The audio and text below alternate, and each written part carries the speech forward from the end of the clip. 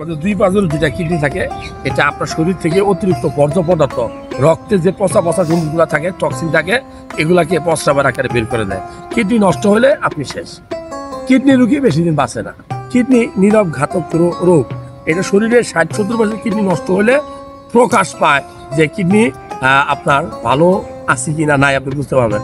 তবে একটা কথা বলি, কিডনি যদি আপনার নষ্ট হয় আপনার জীবন শেষ। কোন খাবারগুলা কিডনি ভালো লাগে? নাম্বার 1 দারুচিনি, নাম্বার 2 কাঁচা পেঁয়াজ, নাম্বার 3 আমি বলবো যে রান্না করে যে খাবারগুলো খাচ্ছেন, যে ধরেন আপনি কাঁচা আদা, কাঁচা রসুন, এগুলো আপনার কিডনি ভালো লাগে। তাহলে আর কি খাবেন? আমি বলবো যে পেয়ারা খেতে পারেন, পেয়ারার চামড়া কিডনি ভালো রাখে। আর কি খাবেন?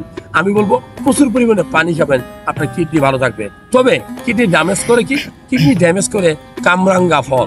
অতিরিক্ত মাত্রা যদি আপনি কামরাঙ্গা খান, অতিরিক্ত মাত্রা যদি কাঁচা লবণ খান, অতিরিক্ত মাত্রা যদি ব্যথার ওষুধ খান, তাহলে আপনার কিডনি ড্যামেজ